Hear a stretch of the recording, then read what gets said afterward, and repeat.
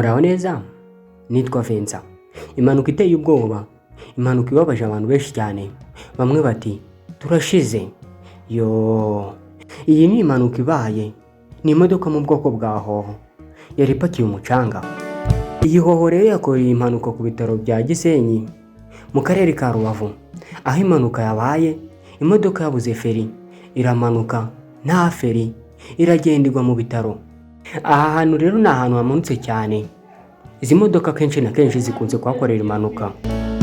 Iyi rero ni impanuka yabaye mu gitondo cyo kuri uyu wa kabiri tariki 7 Mutarama 2025, ahazi nko kwa Gacukiro, ahakunzwe kubera impanuka z'izi modoka. Kicukiro rero ni ahantu uba ugeze kugira ngo winjire mu mujyi wa Gisenyi. Imodoka itarageramo rero hari ahantu hamanutse cyane kugira ngo ugere mu mujyi wa Gisenyi. Izi modoka rero ziba zipakiye cyane ngo zikunze kubura feri zikarukira muri biriya bitaro bya Gisenyi. Kubera ahantu hamanutse cyane, leta rero yakoze undi muhanda uzunganira uyu nguyu kugira ngo imodoka zipakiye byinshi zitazazinyura gukora impanuka aho hantu hamanutse gutyo. Umuhanda wakoreye izi modoka witwa Rugerero Buhoro, w'imodoka nini cyane zitwara imizigo. Uwo muhanda bivugwa ko wubatswe mu gukumira impanuka z'izi modoka nini cyane zitwara imizigo. Uyu mushoferi rero yewe yarenze ku mategeko, anyura mu muhanda utemewe. Yanze kunyura mu muhanda wagenewe kunyuramo izi modoka nini cyane, yinyurira mu imodoka zitwara abagenzi.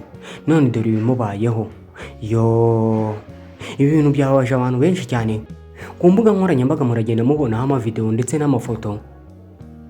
Abantu bagonzwe bababaye cyane. Mbese biteye agahinda kuko uyu mushoferi ni uri mu makosa, wanze kunyura mu muhanda wagenwe n'imodoka zipakira imizigo, akinyura mu muhanda w'abagenzi. None akaba yaruhukiye mu bitaro bya Gisenyi, akagongamo n'abantu. Gusa Imana yaje gukinga akaboko, nta muntu wapfuye uretse abakomeretse gusa.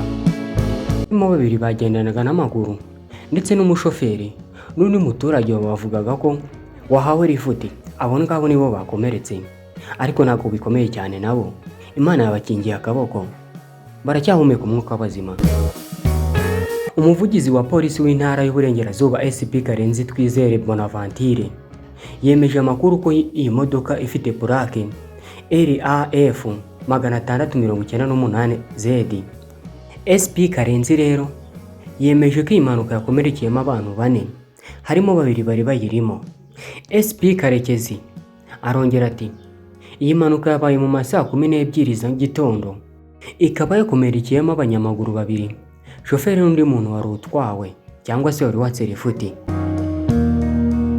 Abakomerekeye muri iyi mpanuka yakozwe na hoho bahise bajyanwa kwitwarwaho n'abaganga mu bitaro bya Gisenyi aho impanuka yabereye. Ngiyi rero inkuru ikomeje kubabaza abantu hari i Rubavu. Iyi mpanuka yakozwe itari kwiye gukorwa bitewe n'umushoferi wanyuze ahantu hatemewe, cyangwa se wanyuzemo wakoresheje umuhanda udakoreshwa n'izi modoka zitwara imizigo, akaba yakoze impanuka.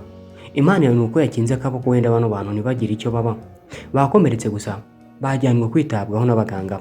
Kandi bavuze ko abaganga batangaje ko iyi mpanuka ntacyo yabatwaye, abantu bari buvugwe bagakira.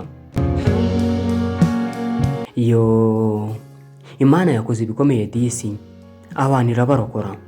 Ngayo nguko rero uko byagenze hari i Rubavu.